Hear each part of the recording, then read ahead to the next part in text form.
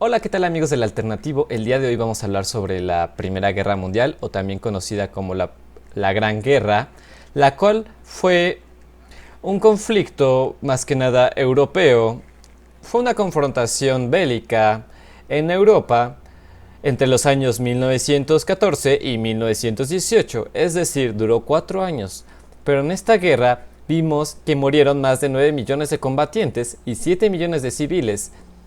Esta es una cifra extraordinariamente elevada comparada con las guerras anteriores. Estas cifras son tan elevadas gracias a los avances tecnológicos e industriales de las potencias beligerantes. En la Gran Guerra se vieron involucradas todas las grandes potencias industriales y militares de la época. Pero antes que nada hay que hablar sobre los antecedentes. De la noche a la mañana, Alemania, que había llegado tarde al reparto colonial, se había incorporado al grupo de las grandes naciones. Su gran ejército había infligido una humillante derrota a la Francia de Napoleón III, y el rey de Prusia, Guillermo II, se había proclamado emperador, o sea, Kaiser, de todos los alemanes. Francia pierde las regiones de Alsacia y Lorena, y Francia e Inglaterra aparcaron sus diferencias en cuanto el gigante alemán empezó a hacerle sombra, formando el Entente Cordial. O sea, Inglaterra y Francia, además de Rusia, crearon la Triple Entente, que esa sería la evolución de esta alianza. ¿Qué bandos se enfrentaron? Se enfrentaron dos bandos más que nada. Por un lado, la Triple Entente que acabamos de mencionar, y del otro lado tenemos la Triple Alianza, formada por las potencias centrales, o sea, Alemania y el Imperio Austrohúngaro de esa época. La Triple Alianza era una coalición integrada, más que nada integrada por el Imperio Austrohúngaro y los alemanes por iniciativa del canciller Otto von Bismarck. Estos países acordaron apoyarse en caso de ser atacados por Francia o por Rusia. Ambas alianzas tuvieron incorporaciones. El Imperio Otomano y el Reino de Bulgaria se unieron a las potencias centrales, e Italia se cambia de bando y se une a la Triple Entente. También se les unió el Imperio de Japón y Estados Unidos.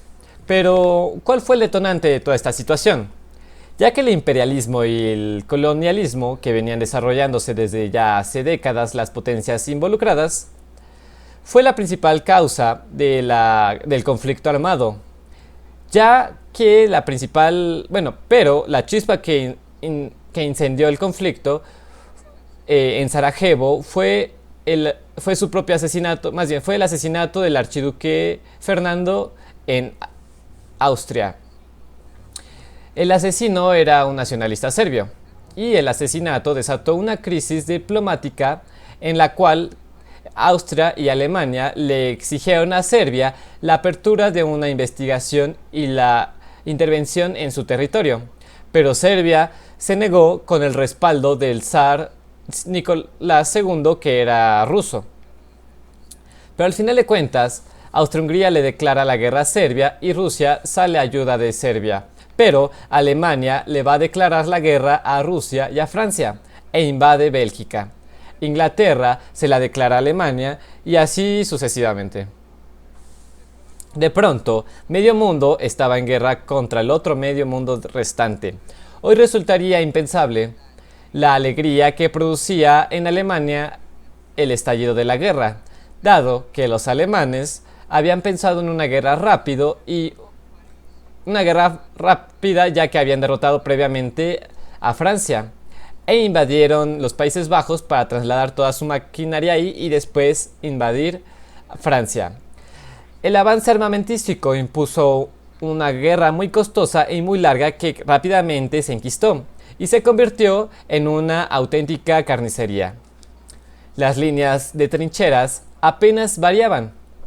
En esta guerra aparecieron nuevos cañones, nuevas ametralladoras o ametralladoras de la época y la creación de submarinos, tanto los carros de combate y también la creación de aviones de combate nunca utilizados. además de la creación de los dirigibles, los cuales ya llevaban un rato en su funcionamiento pero nunca se habían utilizado en la guerra, además de la nueva adquisición de estas armas biológicas o armas gaseosas, como el gas mostaza. Se llevaron varias guerras y batallas, como en los Alpes italianos, en África, en Medio Oriente, en el Cáucaso, en los Balcanes, en el Pacífico, en el Extremo Oriente y en el Atlántico, aunque los principales esfuerzos se agrumaron, bueno, más bien se pusieron en el frente oriental y en el frente occidental. La guerra de trincheras, en la cual los ejércitos se refugian en franjas excavadas en el suelo, existe gracias a la revolución de la defensa al uso de las armas de fuego. Y esto conllevó a un máximo de brutalidad en el frente occidental. Y en el frente oriental pusieron enfrente de las filas a Paul von Hindenburg. Gracias a sus victorias se transformó en el líder general, además de Rich Ludendorff como su subordinado. Ellos dos crearon un país militante, digamos, y excluyeron a Guillermo II del poder y se hicieron de todo el poder armamentístico. Crearon unos submarinos llamados U-Boot, los cuales atacaban sin piedad a los barcos de reabastecimiento aliado de los ingleses. Es decir, que estos submarinos se dedicaban a bombardear los barcos que llegaban a suministrar a los ingleses tanto de comida, combustible o armas. Hasta que en 1915 los alemanes derribaron un transatlántico Orgullo inglés en el cual habitaban 123 estadounidenses, lo que generó un hecho el cual hizo que los Estados Unidos le declararan la guerra a los países centrales en 1917, y esto fue lo que desestabilizó la balanza, ya que en Rusia las hambrunas y las bajas de la guerra hicieron que comenzara la Revolución Rusa, la cual obligó al zar Nicolás II a huir. Y los bolcheviques obtuvieron el control total de la Rusia de esa época, transformándola en la Unión de Repúblicas Socialistas Soviéticas, o sea, la URSS. Y lo que hizo esto fue crear un armisticio con los países centrales, o sea, Austria-Hungría y Alemania, y con el tiempo se llevó a la paz. Los alemanes aprovecharon toda esta situación para mandar todo su armamento al norte de los Países Bajos e intentar atacar París desde el norte, antes de que los estadounidenses llegaran y se pusiera fea la cosa.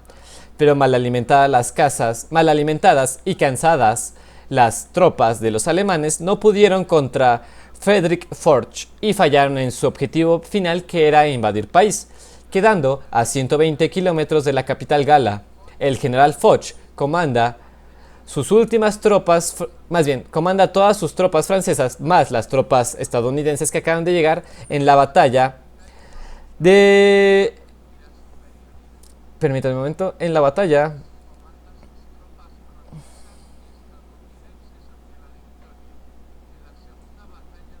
en la segunda batalla de Marne.